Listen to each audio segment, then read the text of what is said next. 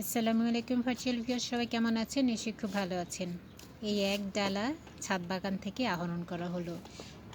বলে দিচ্ছি, থানকুনি পাতা, তারপর হচ্ছে ব্ল্যাকবেরি, ধনে পাতা, আর নিচে আছে পেঁয়াজকলি, রসুনকলি, চিচিঙ্গা, ধুন্দু, ঝিঙা, এরপর হচ্ছে 2 রকমের মরিচ।